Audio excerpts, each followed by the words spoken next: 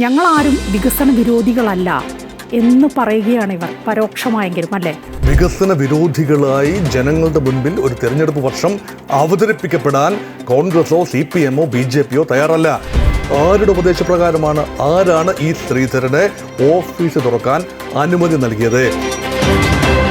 ഈ ശ്രീധരനും സംസ്ഥാന സർക്കാരും തമ്മിൽ ഒരു കമ്മ്യൂണിക്കേഷൻ ഗ്യാപ്പ് അതുണ്ട്. ഈ സംസ്ഥാനം മുന്നോട്ട് വെച്ച റാപ്പിഡ് റെയിൽ പദ്ധതി ഒരു നനഞ്ഞ പടക്കമാകാനാണ് സാധ്യത. നമസ്കാരം. നമ്മുടെ സംസ്ഥാനത്ത് അതിവേഗ റെയിൽ ഗതാഗത സംവിധാനം എന്നത് എക്കാലത്തും മാറി മാറി വരുന്ന സർക്കാരിൻ്റെ വികസന കാഴ്ചപ്പാടിലെ സുപ്രധാനമായൊരു ഘടകമാണ്.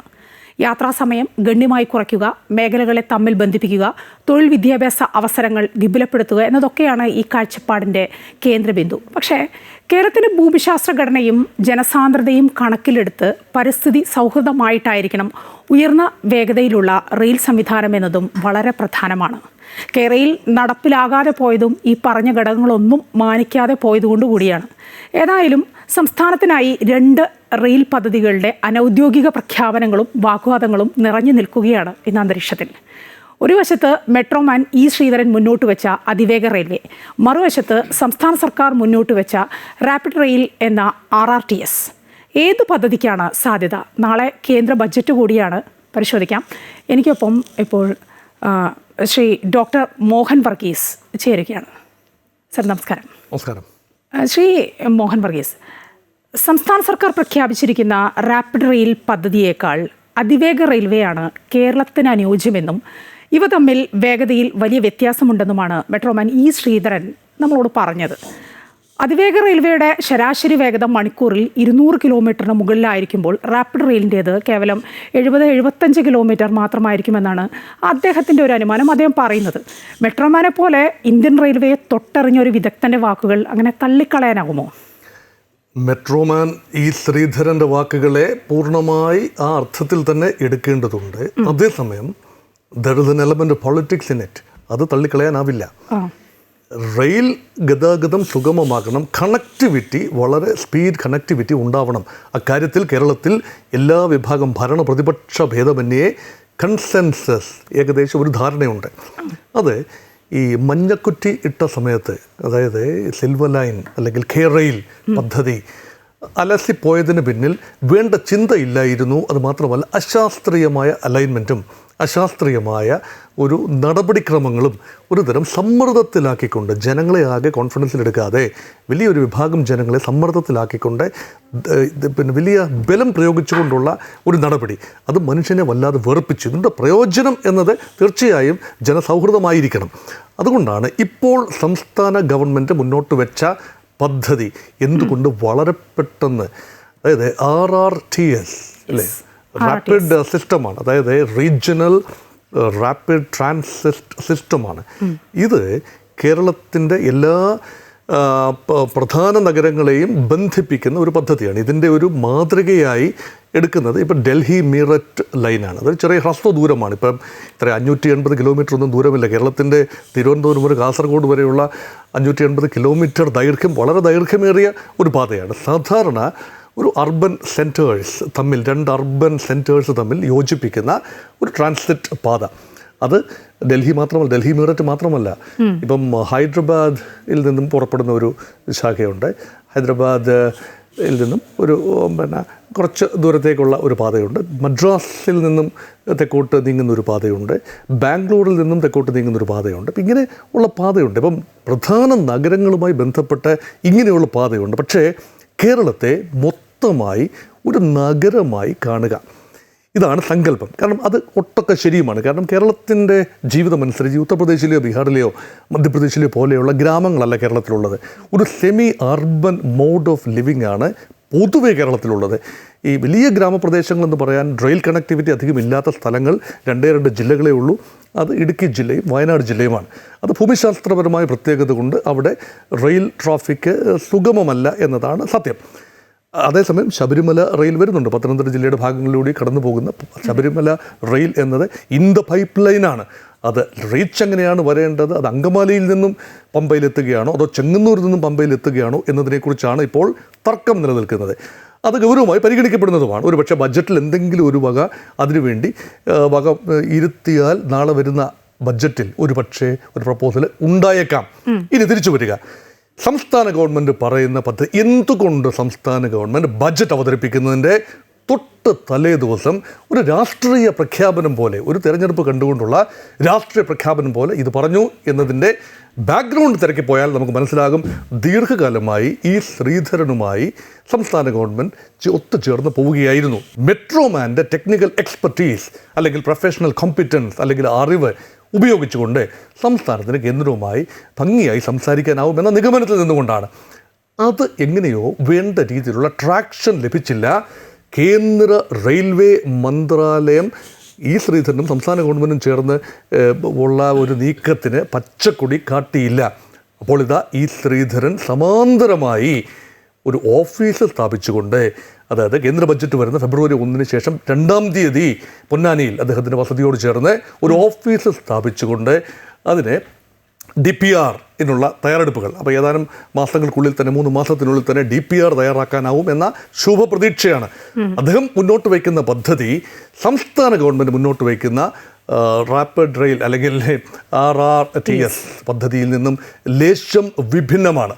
ഈ ശ്രീധരൻ്റെ അതിവേഗ റെയിൽ പാതയുണ്ടല്ലോ, അതേക്കുറിച്ച് ഒരറിയിപ്പും ഇതുവരെ ലഭിച്ചിട്ടില്ല എന്നാണ് സംസ്ഥാനത്തെ മന്ത്രിമാരൊക്കെ പറയുന്നത്. മന്ത്രി P. രാജീവൊക്കെ അത് എടുത്തു പറയുന്നത് കേട്ടു. അപ്പോൾ ഈ ശ്രീധരനും സംസ്ഥാന സർക്കാരും തമ്മിൽ ഒരു കമ്മ്യൂണിക്കേഷൻ ഗ്യാപ്പ് അതുണ്ട്, അതല്ലേ ഇതിൽ നിന്ന് വ്യക്തമാകുന്നത്? അങ്ങനെ വേണം ഇപ്പോൾ കരുതാൻ. ഈ ശ്രീധരൻ്റെ പ്രസ്താവന, ഈ സംസ്ഥാനം മുന്നോട്ട് വെച്ച റാപ്പിഡ് റെയിൽ പദ്ധതി ഒരു നനഞ്ഞ പടക്കമാകാനാണ് സാധ്യത, ചത്ത കുതിരയാകാനാണ് സാധ്യത, അതൊരു മണ്ടൻ പദ്ധതിയാണ് എന്ന ഒരു പ്രയോഗമാണ് ഈ ശ്രീധരൻ്റെ ഭാഗത്തു നിന്ന് ഉണ്ടായിട്ടുള്ളത്. എന്തുകൊണ്ടത് മണ്ടൻ പദ്ധതി? വേണ്ട രീതിയിൽ കോൺഫിഡൻസിൽ എടുക്കേണ്ടവരെ കോൺഫിഡൻസിൽ എടുക്കാതിരിക്കുകയും ടെക്നിക്കൽ സ്പെസിഫിക്കേഷനിൽ കൃത്യമായ ഇത് വരുത്താതിരിക്കുകയും ചെയ്തതുകൊണ്ടാണ് അത് മണ്ടൻ പദ്ധതിയായി ഈ ശ്രീധരൻ അതിനെ വിവക്ഷിച്ചത്. മാത്രമല്ല കാലതാമസം വളരെ കൂടുതലാണ്.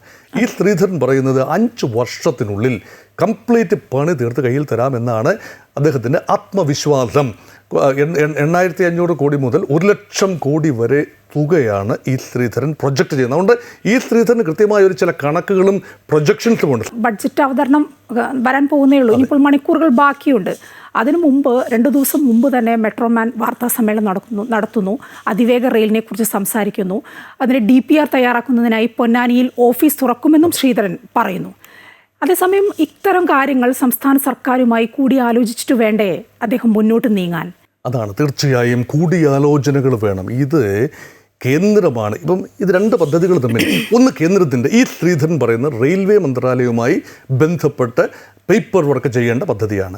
അതേസമയം സംസ്ഥാനം പറയുന്നത് ഈ കേന്ദ്ര നഗരവികസനകാര്യ മന്ത്രി മനോഹർ ലാൽ ഖട്ടർ കേരളത്തിൽ വന്നപ്പോൾ പറഞ്ഞു വെച്ചു, അദ്ദേഹം കാഷ്വലായിട്ട് പറഞ്ഞതാകാം, വളരെ ഗൗരവത്തിൽ പറഞ്ഞതാണോ എന്ന് എനിക്കറിയില്ല, പറഞ്ഞു വെച്ചു കേരളത്തിന് യോജിക്കുന്നത് ഡൽഹി മീററ്റ് മോഡലിലുള്ള ഒരു RRTS പ്രോജക്റ്റാണ്. ഈ നമോ മെട്രോ എന്നൊക്കെ പിന്നെ നമോ ഭാരത് എന്ന് പറയുന്ന ആ ഒരു പദ്ധതി, ഡൽഹിയിലുള്ള പദ്ധതിയല്ലേ, അതിന് സമാനമായ ഒരു പദ്ധതിയാവും കേരളത്തിന് യോജിക്കുന്നത്. അങ്ങനെയെങ്കിൽ തിടുക്കത്തിൽ തട്ടിക്കൂട്ടിയെടുത്ത ഒരു പദ്ധതിയാണ്, ഒരു രേഖയാണ് മുന്നോട്ട് വെച്ചത്. അതിനുവേണ്ടി നാമമാത്രമായി 100 കോടി രൂപ കേരള ബഡ്ജറ്റിൽ വകയിരുത്തുകയും ചെയ്തു. അപ്പോൾ തങ്ങൾ ഇതാ ഇനിഷ്യേറ്റീവ് എടുത്തു, വികസന വിരോധികളല്ല ഞങ്ങൾ എന്ന് പറയേണ്ടതുണ്ട്, സംവിധായകരോട് പറയേണ്ടതുണ്ട്. അതുകൊണ്ടാണ് കേരള സർക്കാർ പെട്ടെന്ന് ഇങ്ങനൊരു കാര്യവുമായി വന്നത്. കേരളയിലൊക്കെ പോയി കേരളയിൽ ഉണ്ടാവും, അല്ലെങ്കിൽ കേരളയിൽ അട്ടത്ത് വെച്ചിട്ടില്ല കേട്ടോ, അപ്പോൾ കേരളയിൽ വരും കേട്ടോ എന്ന ശുഭാപ്തി വിശ്വാസം ബാലഗോപാൽ പറഞ്ഞത് അങ്ങനെയാണ്. അതുകൊണ്ട് ഒരു ആശയമെന്ന നിലയിൽ അത് കേന്ദ്രവും അംഗീകരിക്കുന്നു, സംസ്ഥാനവും അംഗീകരിക്കുന്നു, ജനങ്ങളേറെ പ്രതീക്ഷയോടെ നിൽക്കുന്നു. ഞാൻ ചൈനയിൽ നിന്നൊരു പഴഞ്ചൊല്ലെന്ന് പറയുന്നത് ചെറിയൊരു സേയിങ് ആണ്, അല്ലെങ്കിൽ ഒരു കൊട്ടേഷനാണ്. അത് പലപ്പോഴും മാവോ സേതുങ്ങിൻ്റെ പേരിൽ ആരോപിക്കപ്പെടുകയും അതേസമയം യഥാർത്ഥത്തിൽ ഡെങ് സിയാവോപിങ് 60കളുടെ മധ്യത്തിൽ പറഞ്ഞൊരു കാര്യമാണ്, പൂച്ച കറുത്തതാണെങ്കിലും വെളുത്തതാണെങ്കിലും സാരമില്ല, എലിയെ പിടിച്ചാൽ മതിയാവും. അപ്പോൾ കേരളയിൽ കേന്ദ്രത്തിൻ്റെ പദ്ധതിയായി വന്നാലും സംസ്ഥാന നിർദ്ദേശമനുസരിച്ച് വന്നാലും ഈ ശ്രീധരൻ കൊണ്ടുവന്നാലും ആര് കൊണ്ടുവന്നാലും കാര്യം നടക്കണം, ഭംഗിയായി നടക്കണം, പ്രശ്നങ്ങളില്ലാതെ. ഇതാണ് യഥാർത്ഥത്തിൽ വേണ്ടത്. ഇതിൻ്റെ പിന്നിൽ രാഷ്ട്രീയം കാണുകയും രാഷ്ട്രീയപരമായ ബോട്ടിൽ നെക്സുകൾ സൃഷ്ടിക്കുകയും ഒക്കെ ചെയ്യുന്നത് കേരളത്തിൻ്റെ ജനതയോട് ചെയ്യുന്ന വലിയ ക്രൂരതയാണ്. ഈ RRTS മുന്നോട്ട് വെച്ചിട്ടും അതിപ്പോൾ സംസ്ഥാന ബഡ്ജറ്റിൻ്റെ സമയത്താണല്ലോ അതിന് 100 കോടി രൂപ മാറ്റിവെച്ച കാര്യമൊക്കെ ധനമന്ത്രി പറഞ്ഞതാണ്. എന്നിട്ടും ഈ മെട്രോമാൻ പറഞ്ഞ അതിവേഗ റെയിലിനെ തള്ളിക്കളയുന്നില്ല സംസ്ഥാന മന്ത്രിസഭ. അത് കേന്ദ്ര ബഡ്ജറ്റിൽ കേരളത്തിന് അതിവേഗ റെയിൽ പദ്ധതി പ്രഖ്യാപിക്കുകയാണെങ്കിൽ ഞങ്ങളും അത് അംഗീകരിക്കും എന്ന് പറയുകയാണ്. അതുപോലെ തന്നെ കേട്ടത് UDFൻ്റെ ഭാഗത്തു നിന്നാണ്. പ്രതിപക്ഷ നേതാവും മറ്റു നേതാക്കളും ഒക്കെ പറയുന്നത് അതിവേഗ റെയിൽ വരട്ടെ, പാരിസ്ഥിതിക ആഘാതമില്ലാത്ത രീതിയിലാണെങ്കിൽ കേരളയിൽ പോലെ അല്ലാത്ത രീതിയിൽ വരികയാണെങ്കിൽ ഞങ്ങളും അത് അംഗീകരിക്കും എന്നാണ് പറഞ്ഞത്. ഇതിൽ നിന്നും മനസ്സിലാക്കാനാവുന്നത് ഇനിയിപ്പോൾ തെരഞ്ഞെടുപ്പ് പടിവാതിൽക്കലാണ്. ദിവസങ്ങളേ ഉള്ളൂ, അധികമില്ല. വിജ്ഞാപനം വരാനൊന്നും ഇനിയിപ്പോൾ അധിക സമയമില്ല. അതുകൊണ്ട് ഞങ്ങളാരും വികസന വിരോധികളല്ല എന്ന് പറയുകയാണ് ഇവർ, പരോക്ഷമായെങ്കിലും അല്ലേ? കൃത്യമായ നിരീക്ഷണം. വികസന വിരോധികളായി ജനങ്ങളുടെ മുൻപിൽ ഒരു തെരഞ്ഞെടുപ്പ് വർഷം അവതരിപ്പിക്കപ്പെടാൻ കോൺഗ്രസോ CPM-ഓ BJP-യോ തയ്യാറല്ല. അതുകൊണ്ട് തത്വത്തിൽ 3 തട്ടിൽ നിൽക്കുന്ന 3 മുന്നണികൾ UDF, LDF, NDA മുന്നണികൾ തത്വത്തിൽ അംഗീകരിക്കുന്നു. ഇവിടെ ഹൈ സ്പീഡ് അല്ലെങ്കിൽ സെമി ഹൈ സ്പീഡ് റെയിൽ ഉണ്ടാവണം, കണക്ടിവിറ്റി മെച്ചപ്പെടണം. പക്ഷേ ഇതാരാണ് അതിൻ്റെ ക്രെഡിറ്റ് എടുക്കേണ്ടത് എന്നതിനെക്കുറിച്ചാണ് ഇപ്പോൾ തർക്കം. ഇപ്പോൾ കോൺഗ്രസിന് ഇതിനെക്കുറിച്ച് കാര്യമായൊന്നും പറയാനാവില്ല. കാരണം കേന്ദ്രത്തിലോ സംസ്ഥാനത്തോ ഭരണത്തിലില്ല. അങ്ങനെയെങ്കിൽ കേന്ദ്രമോ സംസ്ഥാനമോ കൊണ്ടുവരുന്ന ഒരു പദ്ധതിക്ക് തങ്ങളായി രണ്ടിടത്തും പ്രതിപക്ഷത്തുള്ള തങ്ങളായി തുരങ്കം വെച്ചു എന്ന് പറയുന്നത് നേരാവില്ല. അതുകൊണ്ട് അവരതിനെ പൂർണ്ണ മനസ്സോടെ സ്വീകരിക്കുന്നു. സംസ്ഥാനത്തെ സംബന്ധിച്ചിടത്തോളം ഈ കടിഞ്ഞാൺ തങ്ങളുടെ കയ്യിൽ ഉണ്ടാവണം. ഇപ്പോൾ റെയിൽവേ മന്ത്രാലയം തള്ളിക്കളഞ്ഞത് കേന്ദ്ര നഗരവികസന മന്ത്രാലയത്തെ കൊണ്ട് അംഗീകരിപ്പിച്ചെടുക്കണം എന്ന് ചിന്തിക്കുന്നതൊക്കെ ഒരു തരത്തിൽ പറഞ്ഞാൽ മൗഢ്യമാണ്. കാരണം അതിന് പിന്നിലും കൃത്യമായി കേന്ദ്രത്തിനും അതിൻ്റേതായ രാഷ്ട്രീയമില്ലേ? അതുകൊണ്ട് ഇപ്പോൾ റെയിൽവേ മന്ത്രാലയം തള്ളിക്കളഞ്ഞൊരു കാര്യം നഗരവികസന മന്ത്രാലയം നൽകുമെന്ന് പറഞ്ഞാൽ അതിനൊരു അക്കാഡമിക് വാല്യൂ മാത്രമേ ഉള്ളൂ, അതിനൊരു പൊളിറ്റിക്കൽ വാല്യൂ അതിനകത്തില്ല. അതുകൊണ്ട് വേണ്ടത് കേന്ദ്രവുമായി സമരസപ്പെട്ട് പോവുക എന്നതാണ്. കേന്ദ്രമാണെങ്കിലും സംസ്ഥാനത്തുമായി, കാരണം ഇതിൻ്റെ ക്രെഡിറ്റ് ആരെടുക്കുന്നു എന്നത് വിഷയമേ അല്ല. ഇതൊരു ജോയിൻറ്റ് വെഞ്ചറാണ്. തുക ഏതാണ്ട് ഈക്വലായിട്ടാണ്. ചിലവ് 20% 30% ഇരു കൂട്ടരും തുല്യമായ തുക എടുക്കേണ്ടി വരും. ഭൂമി ഏറ്റെടുത്ത് കൊടുക്കേണ്ട ചുമതല സംസ്ഥാന സർക്കാരിനും നമ്മുടെ നിയമവ്യവസ്ഥിതിക്കുമല്ലേ? ഇതൊക്കെ പരസ്പരം ധാരണയോടെ ചെയ്യേണ്ടതാണ്. ഇത് ആരോടെങ്കിലും എന്തെങ്കിലും മറച്ചു വെച്ചുകൊണ്ട് ആരെങ്കിലും ക്രെഡിറ്റ് എടുക്കുമെന്ന ഭയത്താൽ മറച്ചു വെച്ച് ഗോപ്യമായി ചെയ്യേണ്ടതല്ല.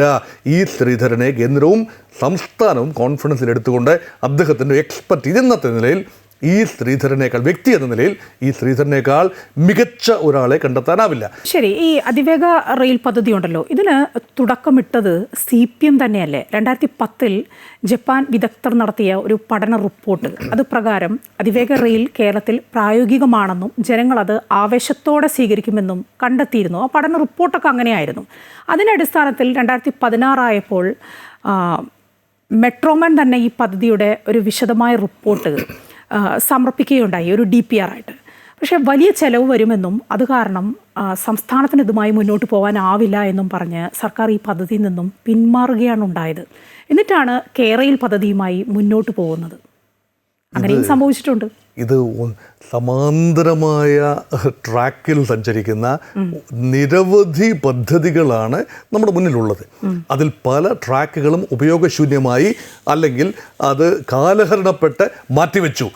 ഇപ്പോൾ 2 ട്രാക്കിലേക്ക് അത് ഒതുങ്ങിയിരിക്കുന്നു. ആ ട്രാക്ക് ഈ ശ്രീധരൻ മുന്നോട്ട് വയ്ക്കുന്ന ട്രാക്കും സംസ്ഥാന ഗവൺമെൻറ് ബഡ്ജറ്റിലൂടെ മുന്നോട്ട് വയ്ക്കുന്ന ട്രാക്കുമാണ് ഇപ്പോൾ സജീവം. ഈ 2 ട്രാക്കുകളും സമാന്തരമായി ഓടുകയാണോ അതോ ഏതെങ്കിലും ഒരു പോയിന്റിൽ കൺവേർജ് ചെയ്യുമോ എന്നതാണ് കേരളം നോക്കിക്കാണുന്ന കാര്യം. ഈ കൺവേർജ് ചെയ്യണമെങ്കിൽ കേന്ദ്രത്തിൻ്റെ അംഗീകാരം വേണം. സംസ്ഥാനം സമയബന്ധിതമായി ഭൂമി ഏറ്റെടുത്ത് കൊടുത്ത് അത് ചെയ്യണം. ക്ലിയറൻസുകളെല്ലാം ഒബ്റ്റെയിൻ ചെയ്യണം. ജനങ്ങളെ കുറ്റിയിടാൻ ചെല്ലുമ്പോൾ, മഞ്ഞക്കുറ്റി അല്ലെങ്കിൽ ഏത് നിറത്തിലുള്ള കുറ്റിയാണെങ്കിലും അതടിക്കാൻ ചെല്ലുമ്പോൾ ജനകീയ പ്രക്ഷോഭം ഒരിക്കൽ കൂടി ഉണ്ടാകുന്നു എങ്കിൽ ഇത് വീണ്ടും ഷെൽവ് ചെയ്യേണ്ടി വരും. അതുകൊണ്ടാണ് ഒരുപക്ഷെ ഒരു പബ്ലിക് റിലേഷൻസ് ഡ്രൈവ് എന്ന നിലയിൽ ഈ ശ്രീധരൻ ജനങ്ങളെ കാണാൻ തീരുമാനിച്ചത്. ഇവിടെ ക്രിട്ടിക്കലായി ചോദിക്കാവുന്നൊരു ചോദ്യം, ആരുടെ ഉപദേശപ്രകാരമാണ്, ആരാണ് ഈ ശ്രീധരന് ഓഫീസ് തുറക്കാൻ അനുമതി നൽകിയത്? രേഖാമൂലമുള്ള അനുമതിയുണ്ടോ? അദ്ദേഹം സ്വന്തം കപ്പാസിറ്റിയിൽ ചെയ്യുന്ന കാര്യത്തിന് സംസ്ഥാന ഗവൺമെൻറ്റിൻ്റെ അംഗീകാരം കൊടുക്കുന്നത് ശരിയാണോ? സംസ്ഥാന ഗവൺമെൻറ്റോട് ചോദിച്ചിട്ടാണോ ഇതുമായി ബന്ധപ്പെട്ട് DPR താൻ ഉണ്ടാക്കാം എന്ന് പറഞ്ഞുകൊണ്ട് ഇറങ്ങിത്തിരിച്ചത്? ഇങ്ങനെയുള്ള ചോദ്യങ്ങൾ ചോദിക്കാം.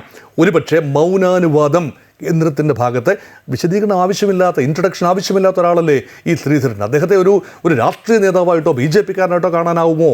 അദ്ദേഹത്തെ വികസനത്തിൻ്റെ മുഖമായിട്ടല്ലേ കാണാനാവൂ.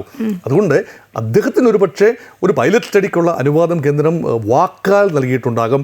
അതുകൊണ്ടാണ് ഒരു ഓഫീസ് സംഘടിപ്പിക്കുന്നത്. ഈ ജനങ്ങളുടെ മൂഡ് അറിയുക, പൾസ് അറിയുക എന്നത് വളരെ പ്രധാനമാണ്. ഇതുമായി ബന്ധപ്പെട്ട കേന്ദ്രങ്ങളിലുള്ള അഫക്റ്റഡ് ആകാൻ സാധ്യതയുള്ള ജനങ്ങൾക്ക് കോമ്പൻസേഷൻ ഉറപ്പായി ലഭിക്കണം. ന്യായമായ കോമ്പൻസേഷൻ.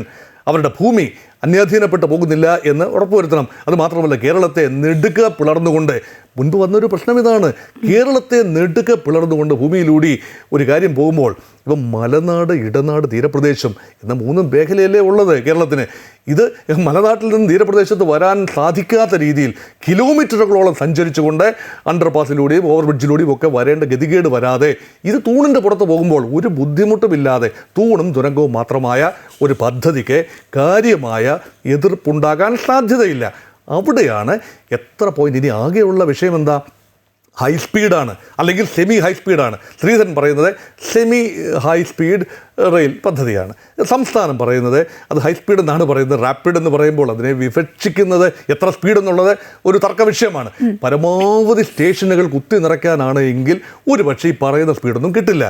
മറ്റൊന്ന്, ഈ കേരയിൽ പാളിപ്പോയത്, അന്നുണ്ടായ തർക്കങ്ങളൊക്കെ നമുക്കറിയാം. അതിലേക്കൊക്കെ വഴിവെച്ചത് പാരിസ്ഥിതിക ആഘാതവും ഭൂമി ഏറ്റെടുക്കലും. അത് 2 വിഷയങ്ങളായിരുന്നല്ലോ അവിടെ വന്നത്. ഇപ്പോൾ RRTS ആയാലും അതിവേഗ റെയിലായാലും അവിടെ പറയുന്നത് ഈ 2 വിഷയവും വരില്ല. ഭൂമി ഏറ്റെടുക്കൽ കുറയ്ക്കുന്നതിൻ്റെ ഭാഗമായി തൂണുകൾക്ക് മുകളിലൂടെയുള്ള പാതയ്ക്കാണ് മുൻഗണന എന്നാണ് പറയുന്നത്. ഈ തറയിലൂടെ പോകാനാവില്ല. കാരണം ഒന്ന്, ഭൂമിയുടെ വില, ഏറെ ഭൂമി ഏറ്റെടുക്കേണ്ടി വരും. 4 ട്രാക്കുകൾ എന്നൊക്കെ പറഞ്ഞാൽ എന്തുമാത്രം വീതിയിലാണ് കാര്യങ്ങൾ പോകേണ്ടത്. പക്ഷേ തൂണുകളുടെ മുകളിലൂടെ പോകുമ്പോൾ വലിയ രീതിയിൽ കോൺക്രീറ്റും മറ്റ് സാമഗ്രികളും ഉപയോഗിക്കേണ്ടി വരും എന്ന് തോന്നാമെങ്കിലും ആത്യന്തികമായി ഏറ്റെടുക്കുന്ന ഭൂമിയുടെ തോത് കുറയും. ആ ട്രെയിൻ കടന്നു പോകുന്ന വയാഡക്റ്റ്, അതിൻ്റെ അടിയിൽ സ്പേസ് ഉണ്ട്.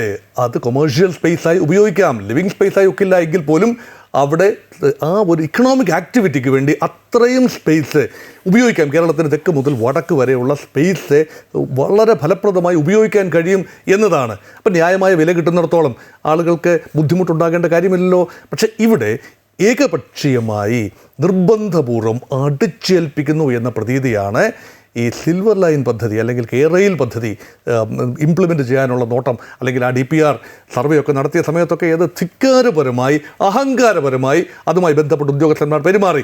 അതുകൊണ്ടാണ് ജനം രാഷ്ട്രീയമായി തന്നെ സംഘടിച്ചതും പ്രാദേശികമായി ഒരു പ്രതിഷേധം. അവർ പറയുന്നില്ല, ഒരിക്കലും ജനത പറയില്ല, കേരള ജനത പറയില്ല തങ്ങൾക്ക് വികസനം വേണ്ട എന്ന്.